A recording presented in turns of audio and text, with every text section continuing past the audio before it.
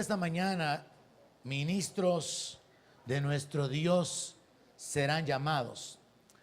Y con esta meditación quiero cerrar esta breve serie en la que me enfoqué en el sacerdocio, en los sacrificios espirituales, la condición de la iglesia en el Nuevo Testamento como un reino de sacerdotes y el enfoque particular donde el Señor Jesucristo merece ser adorado porque Él nos ha redimido con su sangre, ha comprado nuestra vida con su sangre y nos hizo reyes y sacerdotes para Dios su Padre.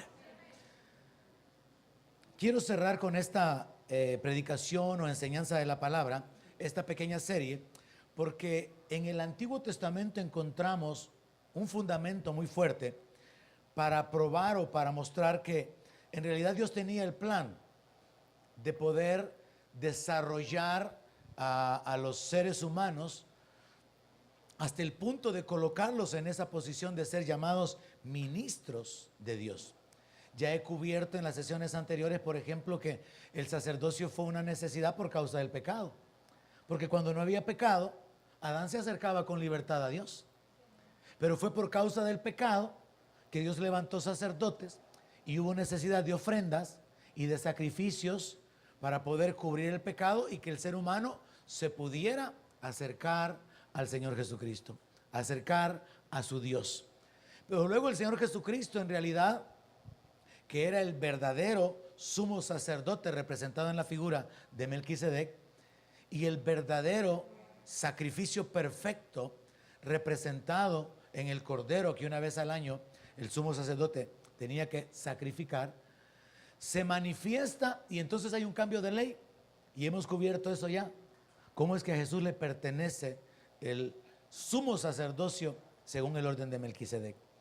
Así que con la enseñanza de esta mañana yo quiero cerrar para poder crear una secuencia que nos permita como iglesia entender cuál es la posición que nos pertenece y entender que esto realmente era el plan de Dios. Así que vamos a comenzar conectando tres escrituras. Vamos a comenzar por el final, donde la verdadera iglesia va a terminar. Apocalipsis capítulo 2, verso 3. El futuro para la iglesia está revelado en la palabra. Y si nosotros sabemos que hay un futuro establecido por Dios, entonces es nuestra responsabilidad el poder enfocarnos, el poder esforzarnos para poder tener parte en ese plan glorioso que el Señor tiene. Hablando acerca de la nueva Jerusalén que ha descendido a la tierra y habiendo sido descrita su gloria y siendo establecido que esa es la ciudad del gran rey, en el verso 3 se mencionan un par de detalles que me sirven solamente para introducirnos esta mañana. Qué tremendo que dice, y no habrá más maldición.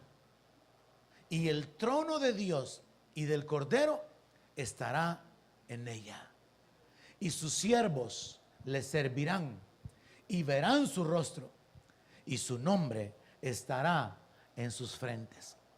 Solo este texto nos da suficiente material en el cual meditar como para poder hablar acerca de la gloria, acerca del propósito que Dios tiene para su pueblo, para la iglesia. Pero brevemente solamente quiero llamar su atención al hecho de que dice, no habrá más maldición, lo cual significa que la maldición será erradicada completamente hasta que ya se entre en el milenio. De ese tiempo hacia atrás todavía hay maldición. Eso significa que en el presente todavía hay maldiciones operando, todavía hay sufrimiento, todavía hay causa de llanto. Y como está conectado con este evento y la gloria de la iglesia, otra escritura también dice que no habrán más lágrimas, porque el Señor enjugará el llanto, las lágrimas de su pueblo, y que no habrá memoria de las cosas pasadas. Así que quiero llamar su atención al hecho de que en el futuro la palabra de Dios establece que no habrá más maldición y establece que el trono de Dios y el Cordero estará en ella. Y esto es algo que tiene que llamar nuestra atención porque habla no de los tronos, sino de un trono. Porque el trono de Dios es el trono del Cordero. Porque el Cordero es el Dios que fue manifestado en carne. Pero ahora exaltado es el Señor y en la manifestación gloriosa final, Él es el Todopoderoso. Así que el trono de Dios va a estar dentro de la ciudad. Pero el punto particular que debe de llamar o capturar su atención, y la mía es este: sus siervos le servirán y verán su rostro. ¿Cuántos quieren ver al Señor? ¿Cuántos quieren estar ahí de veras, hermano? Yo quiero enfocarlo de esta manera. La palabra de Dios nos muestra que Dios ya tiene preparada la gloria a la cual Él nos ha llamado. Y su propósito es que sus siervos le sirvan y que estén delante de su presencia, lo cual nos habla de comunión. Ahora, esa palabra siervos está conectada con la palabra ministros. Y la palabra ministros también está conectada con la palabra sacerdotes. De manera que cuando hablamos de siervos, de ministros, de sacerdotes, es el mismo lenguaje y está enfocado en aquellos seres humanos que han sido posicionados, que han sido colocados, llamados por Dios y establecidos en ese privilegio de poder servir, de poder ministrar, de poder acercarse ante Dios para adorarle, para bendecirle, para darle la gloria a su nombre. Y aquí el enfoque entonces es que los siervos van a estar en la presencia del Señor. Y con esto concuerdan las palabras de David, que dijo que él estaría satisfecho cuando despertara a su semejanza. Y con las palabras de Job, que dijo que él sabía que después de deshecha su carne, con sus ojos vería al Redentor. Estamos en el tiempo presente en el cual no lo miramos. Hay maldición, hay sufrimiento. Estamos en un tiempo donde estamos caminando por fe. Pero permanezcamos, hermanos, porque Dios es poderoso para cumplir lo que Él ha prometido, para hacer lo que Él dijo que Él iba a hacer. Entonces entendamos esto como primer punto de las escrituras que quiero conectar esta mañana. El propósito de Dios, el plan de Dios, es que la iglesia entre en la Nueva Jerusalén y que tengamos comunión con nuestro Dios, viendo su rostro, adorándole en la hermosura de su santidad. Y si usted logra aquí gozarse en la adoración, si usted aquí logra gozarse en la presencia de Dios y usted lleno de paz, de gozo, de libertad, mientras usted adora a Dios, mientras todavía está en este cuerpo, mientras todavía hay problemas y dificultades rodeándole, mientras todavía hay cargas, presiones y un enemigo que viene para robar, matar y destruir, imagínense cómo no será estar ya en la gloria, hermano, y estar en la presencia de Dios. Y ver su hermosura, su santidad, es algo que nosotros solamente podemos como comenzar a imaginar, porque yo creo que es algo indescriptible. Pero en fin, el punto esta mañana es que quiero comenzar mostrándole el final, porque en Apocalipsis se nos muestra cuál es el final de la verdadera iglesia. Y si usted quiere ser parte de esa verdadera iglesia, entonces hay que enfocarnos en lo que según la escritura y en el orden del tiempo sería lo que corresponde al presente. Vámonos a Juan capítulo 4, verso 23. Vamos a establecer que el final es la iglesia que está dentro de la Nueva Jerusalén, adorando al Cordero, adorando al que vive por los siglos de los siglos. Pero eso está en el futuro. ¿Cuál es nuestro presente? ¿Cuál es el presente actual? En base a la palabra anterior, un ambiente donde todavía hay maldición, donde todavía no lo vemos, un ambiente donde tenemos que ser establecidos como siervos, porque los que sean siervos en el presente son los que van a estar delante de su presencia en el futuro. Así que si hay un futuro preparado, es nuestra responsabilidad procurar que en el presente seamos hallados, seamos establecidos como esa clase de siervos que agradan a Dios.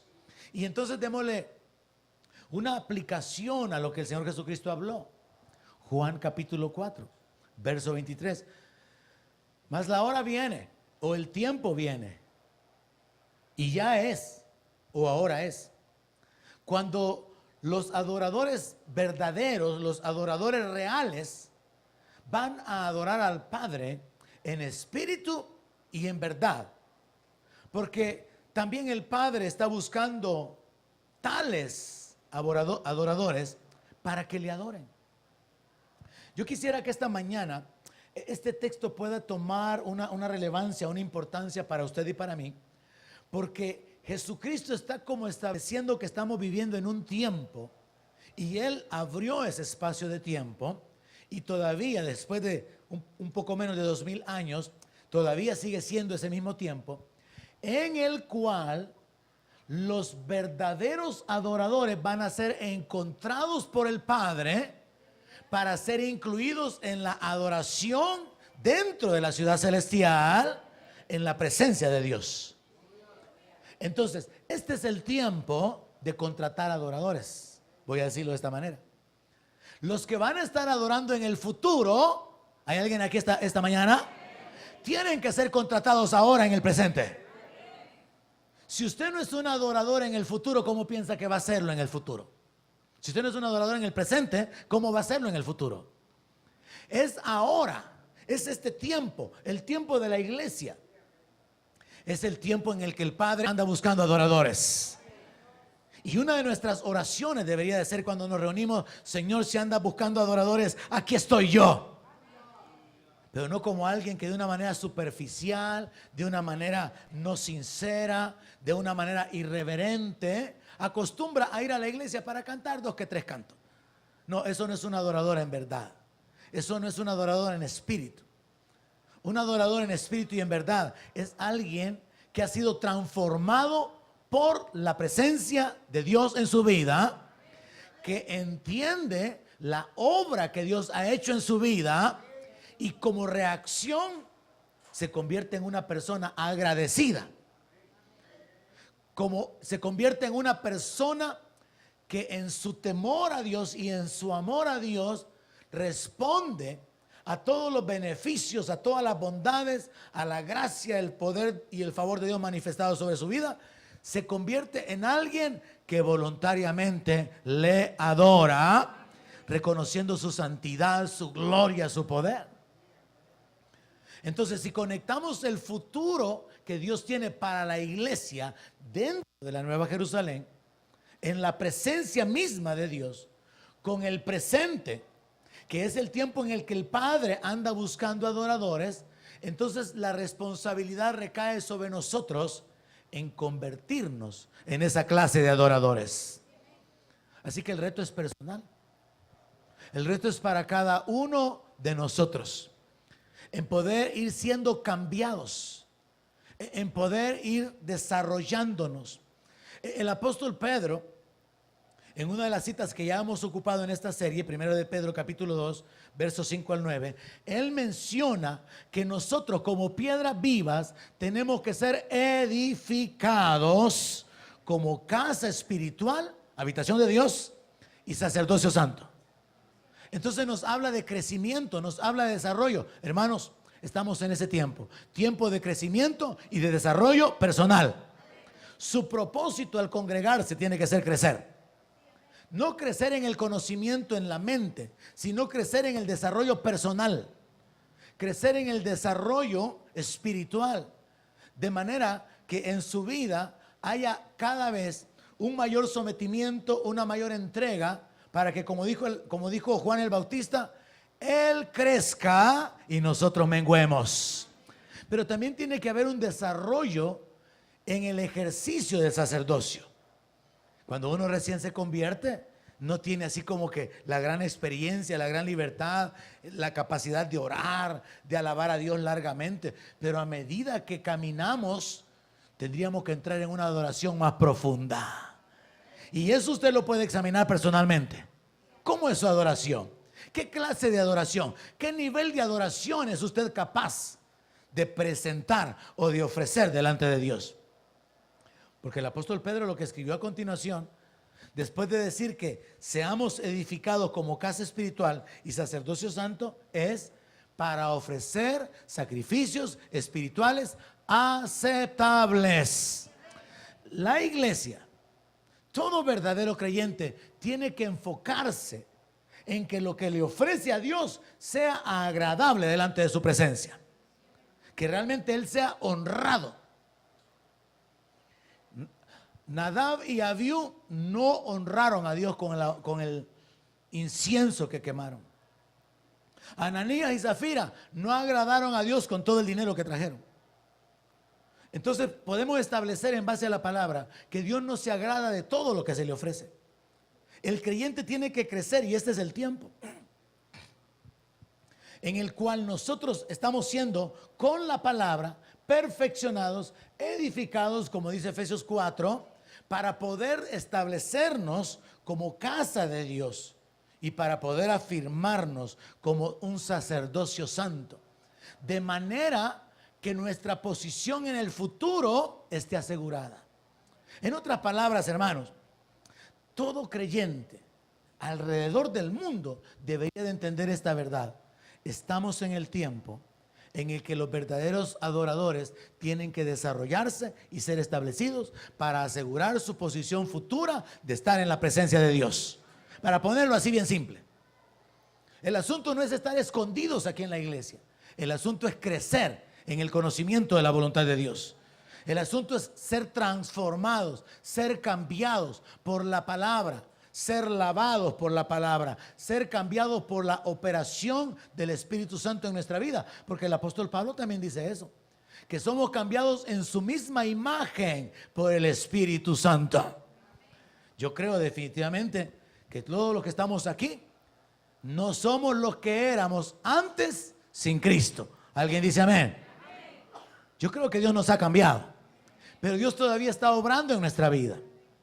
Así que tenemos que crecer, ocuparnos de nuestro crecimiento, de nuestra salvación, de nuestra edificación. Entonces establecemos que el futuro para la iglesia es estar en la presencia de Dios dentro de la ciudad. Pero el presente de la iglesia es desarrollarse, ser hallados, ser establecidos como adoradores verdaderos. Así que yo le reto, no se conforme con ser un asistente de la iglesia. No se conforme con ser un simpatizante del evangelio. Hay gente a la que le cae bien el evangelio. Hay gente que odia hasta los evangélicos. Pero hay gente que no, si el evangelio, no, sí, ¿verdad? La Biblia, no, un gran libro. No, la iglesia, no, si yo voy, viera, me gusta porque ahí paso tranquilo la mañana. No se trata de ser simpatizantes del evangelio. Se trata de encontrar nuestra posición con aquel que nos creó para la alabanza de su gloria. Porque eso es lo que la palabra dice, que fuimos creados para la alabanza de su gloria. O sea que fuimos creados para exaltar a aquel que tiene muchas virtudes y Él es nuestro creador. Entonces el creyente en este tiempo, en el tiempo de la gracia, en el tiempo del crecimiento como iglesia, tiene que asegurarse de ser hallado por el Padre como un adorador verdadero. O sea que en otras palabras, este tiempo es el tiempo en el que el Padre anda buscando adoradores. Y yo quisiera que de entre los miembros del CCF ya el Señor tuviera a la mayoría, si no a todos, apuntados y reservados para su gloria. Pero depende de usted.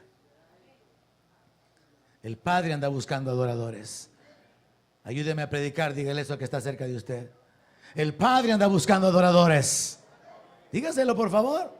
El Padre anda buscando adoradores. Es el tiempo de búsqueda. Dios anda buscando gente que tenga el corazón correcto. Dios está buscando esta gente que tienen el corazón agradecido y que tienen el entendimiento sobre la justicia y que tienen amor hacia el Padre en respuesta al amor que Él ha mostrado a favor de ellos, y que reaccionan y responden adorándole de corazón, adorándole con entendimiento, adorándole con sinceridad. Porque eso es lo que dice la palabra, que nos acerquemos con corazones limpiados de mala conciencia, corazones sinceros. ¿Qué significa eso? Que lo que usted le ofrece a Dios, de veras se lo ofrece con todo su corazón. No como los fariseos, que con sus labios honraban a Dios, pero su corazón estaba lejos de Dios. Entonces, el creyente que entiende el futuro de la iglesia tiene que enfocarse en el presente, y que en el presente, así como hay requisitos para poder ser contratado para un puesto, hay un perfil que se define cuando hay ofertas de trabajo, y la gente procura obtener, si no los tiene, esas calificaciones, esas virtudes o esas habilidades para poder ser encontrado apto y ser contratado. De una manera similar, la iglesia está en un tiempo de desarrollo. Y ojalá, hermano, de veras, con todo mi corazón deseo que podamos estar todos en la presencia de Dios y podamos recordarnos de este tiempo presente, donde todavía había maldición, donde todavía no lo veíamos. Yo quisiera que se meta en esto esta mañana, y que en la gloria eterna podamos gozarnos mientras recordamos cómo nos costó, mientras todavía llorábamos, mientras todavía había dolor, mientras todavía había muerte, maldiciones, pero ahora se acabaron y estamos en la presencia del Cordero. Pero es ahora cuando se tiene que definir el futuro. Es ahora que el Padre va a seleccionar a los adoradores, que luego se van a convertir en los siervos que estarán delante de su presencia y verán su rostro. Entonces esto nos habla acerca del presente.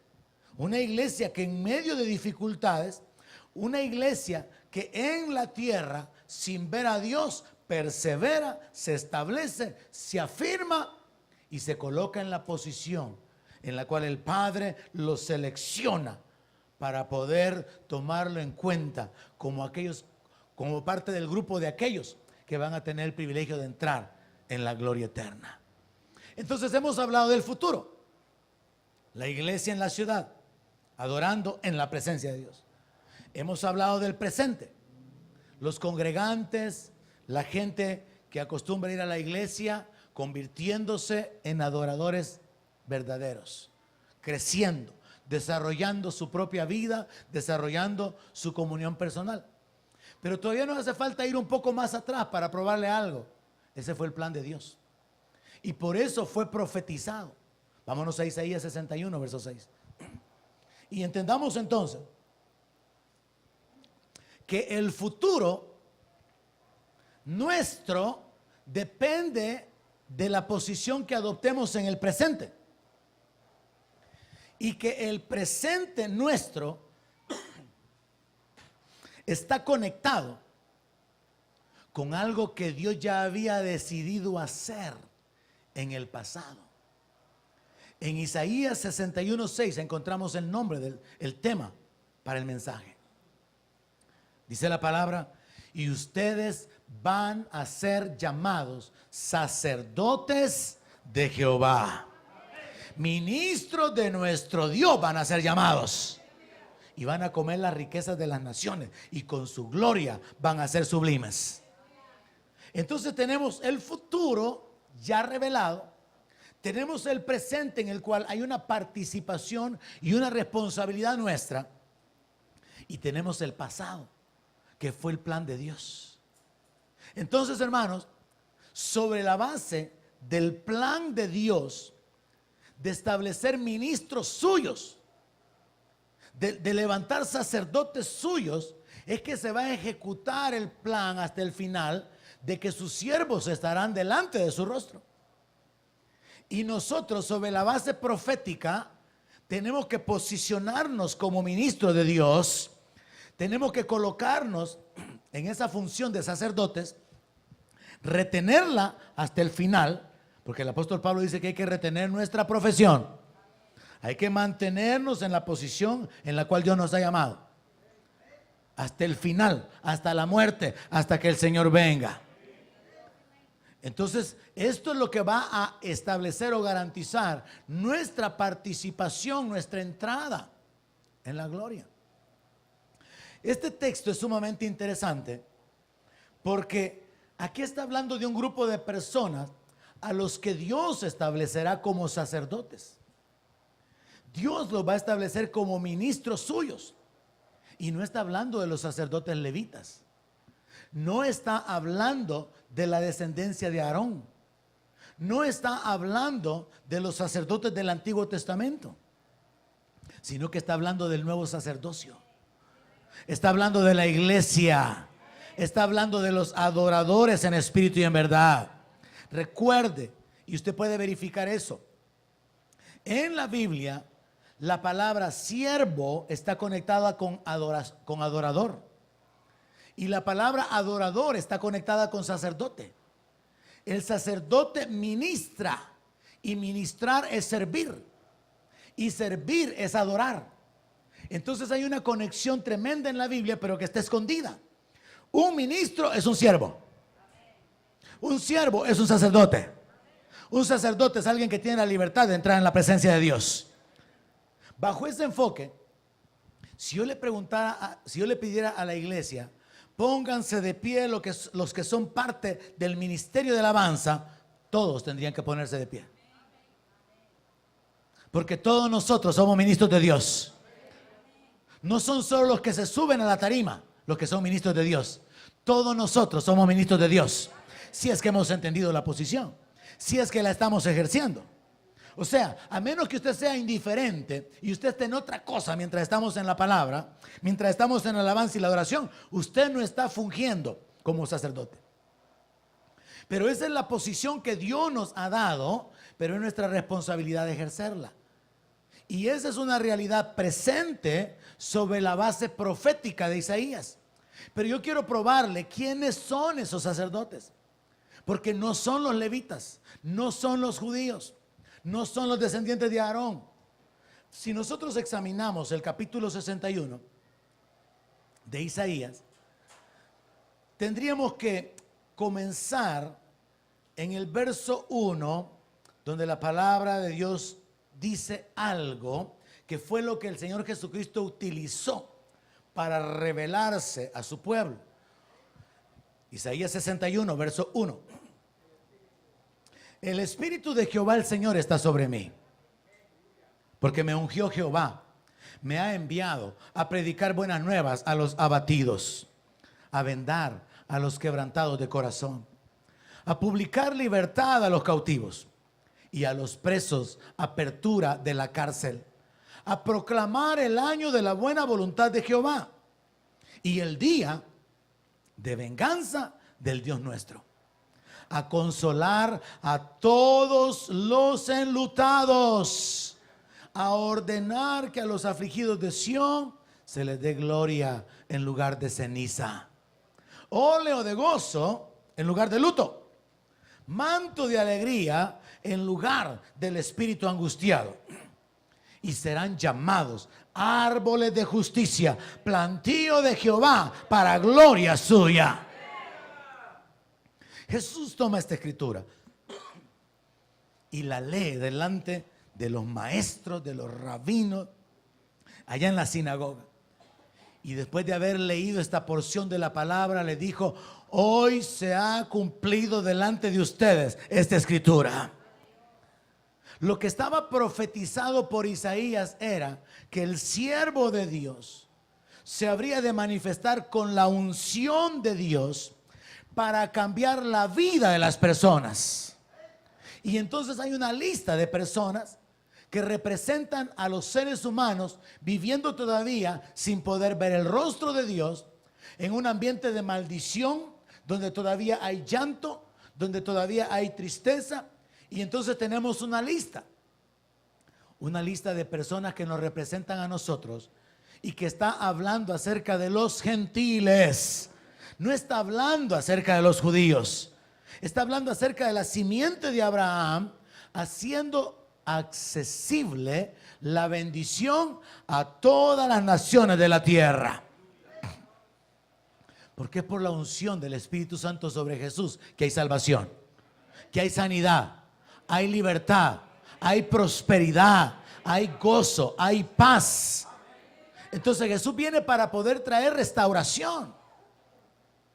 Y aquí podemos encontrar en este texto una lista de personas que fueron y que están siendo y que serán cambiadas por la unción.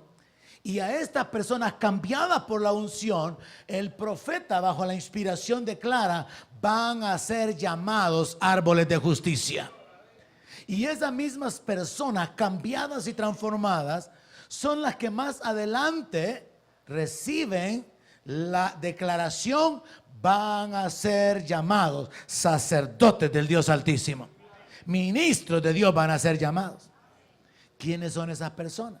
Son personas comunes y corrientes. Son personas que han sido cambiadas por el Espíritu Santo, por la palabra. Y la lista podría enfocarse como, bueno, son los abatidos, los quebrantados, los cautivos, los presos, los enlutados, los afligidos, los que tienen ceniza, tristeza, los que tienen luto, los que tienen un espíritu angustiado. Pero estos pueden ser cambiados por la unción del Espíritu Santo. En la vida de millones de personas, esto ya es una realidad. Dios cambió su tristeza en danza. Dios cambió su luto en alegría. Pero todavía estamos en el mismo tiempo en el cual el Padre está buscando adoradores en espíritu y en verdad en un ambiente de maldición. El Padre está buscando a los adoradores en espíritu y en verdad en un ambiente donde todavía vivimos por fe sin estar en la presencia de Dios, sin verlo cara a cara, y donde hay muchas razones para llorar, donde hay muchas razones para sufrir, para ser herido, para ser lastimado. Pero en ese ambiente, Dios por su Espíritu Santo está cambiando y continuará todavía un poco de tiempo más cambiando la vida de las personas. Y lo va a cambiar de tal manera que van a ser convertidos en árboles de justicia. Ahora el enfoque es, ¿qué produce un árbol de aguacates? Produce aguacates. Y un árbol de marañones, marañones. Y un árbol de justicia, justicia. Dios quiere cambiar su vida. Dios quiere cambiar nuestra vida para que seamos árboles que están produciendo justicia. Y es justo adorar al que vive por los siglos de los siglos. Y es justo amar a aquellos que fueron creados a la imagen y semejanza de Dios. Ya no dijeron mucho amén, ¿verdad? Es justo darle a cada quien lo que le corresponde. Pagar a cada uno lo que se le debe. Al que se le debe honra, honra. Al que respeto, respeto. Caminar en justicia nos habla de una vida nueva. Y Dios está diciendo que a los enlutados, a los desconsolados, a los heridos, a los oprimidos, los va a cambiar. Y los va a convertir en árboles que están produciendo justicia. Personas que están practicando la justicia. Personas que están caminando en el temor de Dios rectamente, procurando darle a cada quien lo que le corresponde. Porque lo normal en el mundo es la injusticia, tomar ventaja. Pero Dios quiere cambiar la vida de las personas. Y entonces tenemos que concluir o enfocarnos aquí en el hecho de que los árboles de justicia serán las personas cambiadas por la unción del Espíritu Santo.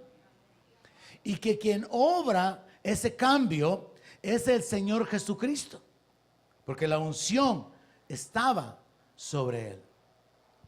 Ahora entonces, en el tiempo presente, tenemos que saber que Dios está ocupando su unción para transformar a las personas de manera que Él sea glorificado. Mire, pongámoslo de esta manera. Supongamos que hay un grupo de personas alcohólicas y que están continuamente bebiendo. Son vecinos, son conocidos suyos y es un grupo por ahí. No tienen trabajo, sus familias están hechas un desastre porque están atados al alcoholismo. Y ahí está ese grupo de personas. ¿Qué sería más importante? Salvarlos, lo cual implicaría darles su comidita, que no les falte, ayudarles con que tengan un techo donde dormir, que no les caiga la lluvia, que no duerman bajo la intemperie, regalarles frecuentemente ropita para que se cambien, o transformarlos y que sean libres y que ya no sean esclavos. Y la respuesta es la segunda. Y para Dios eso es algo que ha mostrado a través de la palabra. La meta de Dios no es la salvación de los pecadores. La meta de Dios es la transformación de los pecadores. La salvación solo es un medio. Y entonces, ¿qué pasa con el creyente normal? Está enfocado en la salvación. Que Dios le bendiga, que Dios lo prospere, que Dios lo sane, que Dios le ayude, que Dios lo consuele, que Dios se manifieste en su vida. Pero no está enfocado en la transformación. Está enfocado en la ayuda. Y entonces, hablando de este tiempo presente, donde todavía hay maldición, causas para sufrir y llorar, pero es el mismo tiempo en el cual el Padre está buscando a los verdaderos adoradores en espíritu y en verdad. Nosotros tenemos que enfocarnos espiritualmente y entender que la salvación no es la meta. La meta es ser transformados a la imagen de Jesucristo. Cuando usted cambia su enfoque, se da cuenta de esto. Entonces la meta no es que deje de sufrir. No. La meta no es que usted reciba consolación. No. Mire, la gente que no tiene dinero puede recibir dinero, puede recibir una herencia, y eso no va a cambiar su eternidad. Cambiaría su presente, pero no cambiaría su naturaleza. Cambiaría la forma de vivir, pero no cambiaría su relación con Dios. Cambiaría en el sentido de que está deleitándose en la vida temporal, pero no afectaría su eternidad. Dios no está interesado en nuestra salvación más de lo que está interesado en nuestra transformación. Porque la salvación es el medio para poder ser transformado. Dios nos salva, Dios nos adopta, Dios nos da su Espíritu Santo, Dios nos da armas espirituales, Dios nos da su respaldo, sus ángeles, su nombre, su palabra, su guianza. ¿Para qué? Para que descubramos el propósito por el cual vivimos. El asunto no es simplemente entrar en la gloria, no. El asunto es ser transformados para poder permanecer en la gloria. Porque en la gloria no va a entrar nadie que no haya sido santificado. Se necesita transformación. En la gloria no van a entrar los que no sean hallados como adoradores en espíritu y en verdad. Entonces se necesita ser conformado y ser desarrollado como un adorador en este tiempo para poder entrar en la gloria. Ahora, cuando nosotros nos enfocamos en la transformación obrada por el Espíritu Santo más que en la salvación, entonces nuestra salvación queda asegurada, garantizada, porque nosotros estamos ocupados en la obra de la cual Dios ha revelado que es su propósito, cambiar vidas. Porque el propósito de Dios es tener hijos y llevar muchos hijos a la gloria. El propósito de Dios, hermano, no es salvar a un montón de pecadores, que sean salvados, que entren ahí. ¿Se imagina usted que Dios metiera a todos los pecadores al cielo y entraran todos los pecadores a la gloria, a la eternidad? Y que ya en la Nueva Jerusalén, pues ya como yo soy amor, voy a que todos entren. ¿Qué pasaría? Todavía seguirían las injusticias, la maldad, el pecado, y eso no puede ser posible. Entonces, establezcamos esta mañana que la salvación no es la meta, no es el fin. La salvación es el medio que Dios está utilizando para poder llevar a cabo el fin de la transformación del ser humano. Cuando nosotros no entendemos eso, tenemos un enfoque como el de los judíos. Los judíos entraron en una etapa de frustración porque ellos estaban simplemente esperando que Dios se manifestara a favor suyo, que Dios les ayudara, que Dios los levantara. Y eso es lo que sucede en la vida de la mayor parte de creyentes cuando no estamos enfocados en que el asunto es: yo tengo que crecer, desarrollarme, ser edificado como casa espiritual, como sacerdocio santo, para ser contratado, entre comillas, para ser incluido dentro del grupo de siervos que van a ver el rostro de Dios y que van a entrar en la ciudad. Y entonces, al enfocarnos en lo temporal, al enfocarnos en lo material, al enfocarnos en que Dios me ayude, que Dios me bendiga, que Dios me sane, que Dios me prospere, nos frustramos. Porque en lugar de estar enfocados en la transformación personal, para lo cual usted no necesita tener dinero, estamos frustrados por no recibir lo que estamos esperando recibir. Veamos cómo se prueba esto con la palabra a través de la experiencia de los judíos. Jeremías capítulo 8, verso 20.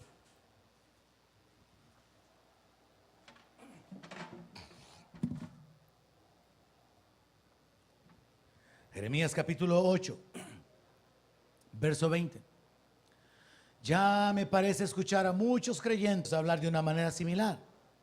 Y es normal cuando no hemos entendido que el futuro ya está definido por Dios, que en el presente nosotros tenemos que definir, tener parte en ese futuro, y que todo esto es parte de un plan que fue anunciado por los profetas en el pasado. En Jeremías capítulo 8, verso 20, encontramos lo que sería Dios por medio del profeta descubriendo el corazón de su pueblo.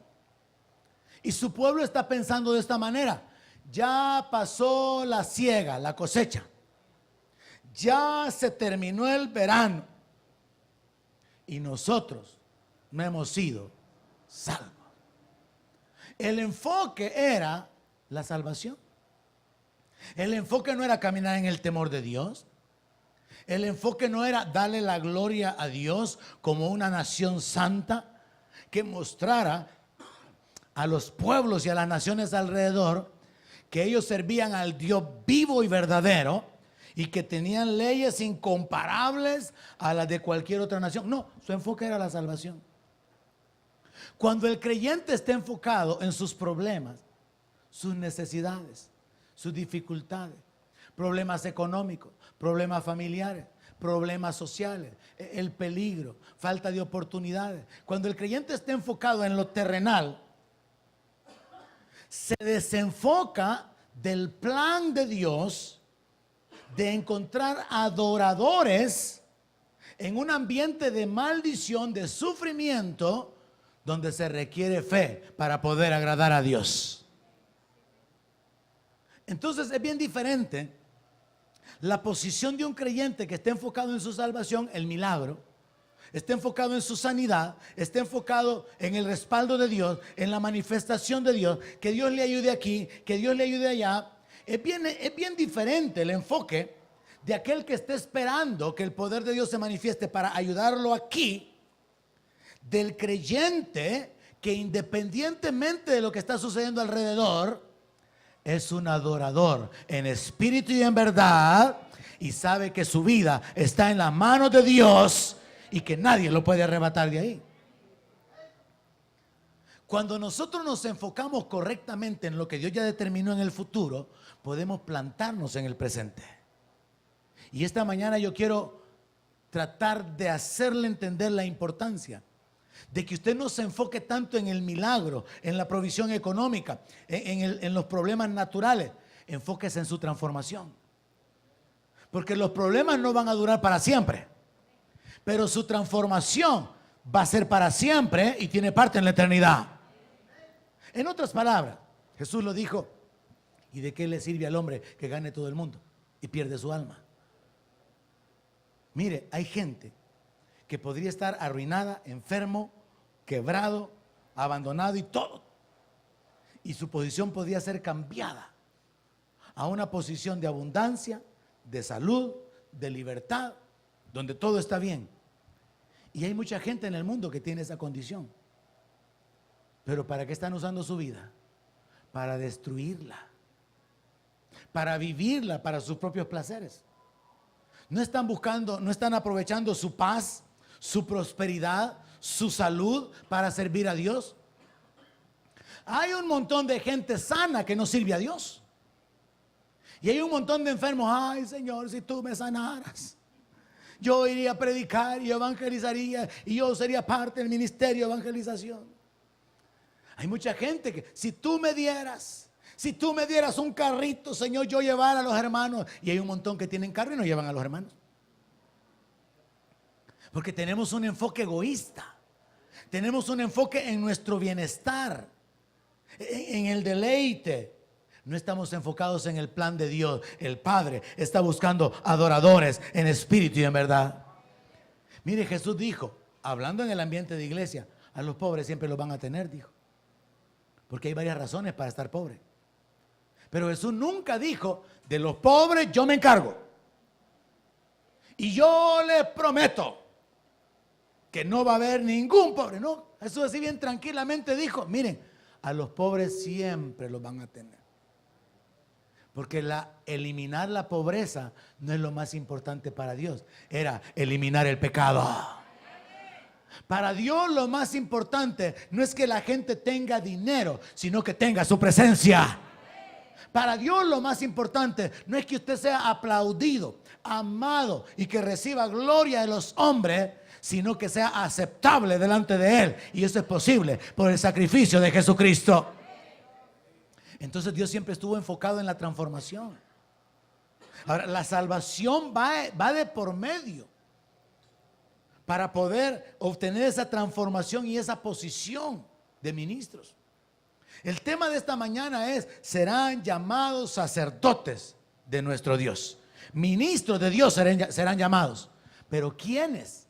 Los que en el presente, a pesar de, se coloquen en la posición en la cual, sin ver a Dios cara a cara y en un ambiente de maldición, de dolor, de llanto, de luto, de tristeza, todavía puedan mirar al que es invisible, poner su mirada en las cosas que no se ven. Y esa es la actitud de la verdadera iglesia. Esa es la actitud del verdadero creyente. Mire la diferencia que hay entre el corazón descubierto de parte de Dios con respecto al pueblo de Israel, que estaban esperando la salvación, tristes porque ya es abril, hermano, y todavía no tengo trabajo. Pasó el 17, el 18, el 19 y las deudas ahí están, hermano. Mire, todavía estoy con esta situación de enfermedad, de debilidad. Y estar enfocados en la solución del problema en lugar de estar enfocados en el llamamiento santo. Porque Dios es capaz de restaurar todas las cosas. Y si alguien está enfermo, en la gloria Él va a perfeccionarlo y no habrá imperfección. La palabra establece que el cojo va a saltar, que la lengua de los mudos va a hablar, porque Dios va a restaurar todas las cosas. Dios puede ocupar a una persona en su sencillez, en su falta de educación, en su falta de recursos, porque no se necesita dinero ni estudio para convertirse en un sacerdote del Dios de los cielos.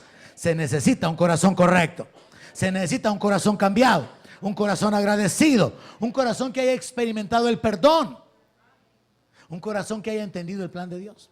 Entonces, vea la diferencia entre este pueblo que está ahí lamentándose porque todavía no ha sido salvo, con este otro pueblo que es el que yo quisiera que representara a la iglesia y que tiene una actitud de fe con respecto al futuro, porque sabe que Dios no es hombre para que mienta y que Él está edificando su iglesia. Isaías 61:10. Comparemos la diferencia que hay entre la incertidumbre de mi futuro. Si me baso en el presente material, estoy mal y no sé cómo me va a ir más adelante. Comparémoslo con la seguridad del futuro basados en un presente que es espiritual. Israel estaba viendo lo material que no tenían. Como iglesia, no caiga en ese error. Israel estaba considerando que su futuro era incierto porque su presente no era agradable. Y eso le puede pasar a cualquier creyente. Usted mide su futuro, su proyección para el próximo año, para este año, para el final del año, sobre la realidad presente, natural, material, económica. Pero quiero mostrarle que usted tiene que aprender a enfocarse en su futuro sobre la base, no de la realidad material, sino de la realidad espiritual. Porque hay una realidad espiritual aplicable a todo hijo de Dios. Y es esta. Mire la gran diferencia. En gran manera me gozaré en Jehová. Mi alma se alegrará en mi Dios. No me voy a alegrar en el dinero. No me voy a alegrar porque los negocios van bien. No me voy a alegrar porque todo está controlado y en orden. No hay peligro, hay seguridad, hay bonanza, hay salud. No, me voy a alegrar en mi Dios. Es lo mismo que escribió Habacuc, que aunque no hayan vides, aunque no haya fruto, aunque no haya leche, ni queso, ni requesón, ni nada, yo me voy a gozar en el Dios de mi salvación. Esa es la posición de un verdadero adorador. ¿Alguien me está entendiendo esta mañana? El verdadero adorador se desarrolla en un ambiente de maldición. Se desarrolla en un ambiente donde Dios todavía no es visto cara a cara. Pero tiene una seguridad y una convicción. Estaré delante de su presencia. Y no importa cuál sea mi presente, contrario a lo que le pasó a los judíos. La persona que es cambiada por el Espíritu Santo y se enfoca correctamente en lo espiritual, puede gozarse en Dios. Pero hay una base espiritual, o sea, mire, Dios nunca le pidió a nadie que lo siguiera a ciegas. Dios habló de muchas maneras. Dios se mostró de muchas maneras. Y aunque caminamos por fe, Dios se muestra. Porque, por ejemplo, no vemos a Dios. Pero Jesús dijo, y lo que pidan al Padre, yo lo haré. Usted ora en el nombre de Jesús y Dios responde. Dios se muestra. No miramos a Dios. Pero Él dijo, en mi nombre van a echar fuera demonios. Y usted tiene la autoridad para ver a las personas liberadas cuando los demonios son echados. No lo miramos, pero caminamos por fe. Ustedes leen la palabra y estas bendiciones te van a perseguir y te van a alcanzar. Y de repente usted siente que algo le pega por detrás. La bendición chocó con usted. Y usted dice, gracias Padre, bendito sea tu nombre. Porque usted se da cuenta que la palabra es verdad. Ahora veamos una contraposición. Su realidad natural, material, problemas, enfermedades, dificultades de todo tipo, y comparémoslo con la realidad presente espiritual. Porque me vistió con vestiduras de salvación. Yo me voy a gozar en mi Dios porque yo ya tengo la evidencia de su respaldo en mi vida. Él me ha vestido con vestiduras de salvación. Él me ha dado su espíritu.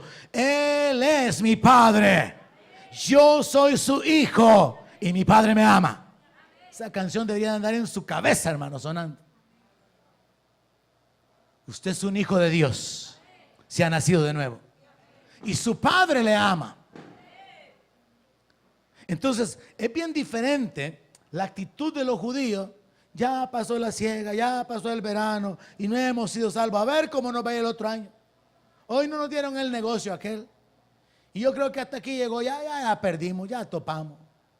Es bien diferente proyectarse en su futuro apoyado en su presente material, a proyectarse en su futuro sobre la base de la realidad espiritual del presente.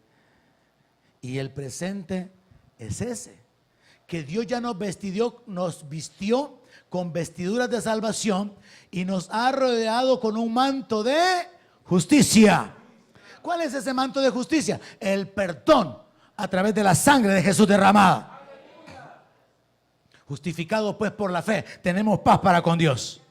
Hay millones de gente que no tienen paz, Pero el creyente tiene paz para con Dios, porque fuimos justificados. Entonces tengo la realidad presente espiritual de que Dios me ha salvado. ¿Cuántos ya pasaron de muerte a vida? ¿Cuántos han sido sacados de las tinieblas a la luz? Ya tenemos una experiencia espiritual, una realidad espiritual presente. Y esa realidad del presente garantiza nuestro futuro. Es como lo que él ha enseñado con respecto a David. David, cuando se fue delante del gigante, dijo, no, hombre, le dijo a Saúl, si yo cuando le di al león, Dios me ayudó, cuando le di al oso, Dios me ayudó, y este gigantito, no, hombre, 2 que 3 ya lo tengo acostado. Sobre la base de su experiencia pasada, él dice, tengo la victoria. Aprenda a caminar en victoria sobre la base de los milagros que Dios hizo antes en su vida. No importa que ya haya pasado el verano, no importa que ya pasó el tiempo de la cosecha, hay un Dios en los cielos. Y aprenda a permanecer firme diciendo, mi socorro viene de Jehová, del que hizo los cielos y la tierra. Aprenda a permanecer fiel. Aprenda a continuar ejerciendo su sacerdocio independientemente de. Y enfóquese en el futuro, hacia un futuro de gozo.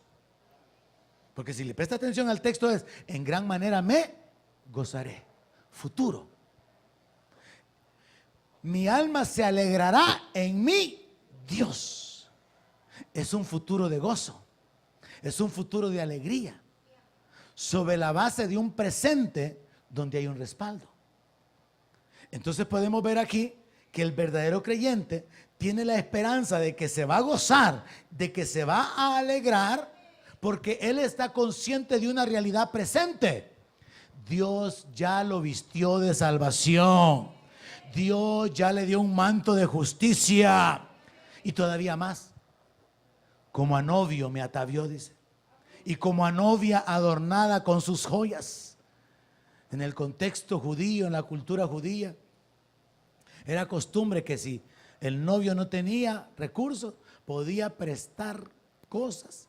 A la novia también le podían prestar joyas. La idea era que en el momento de la boda fueran adornados. Y Dios espiritualmente también nos adorna, hermano. Dios nos adorna, Dios nos da dones, Dios nos da regalos.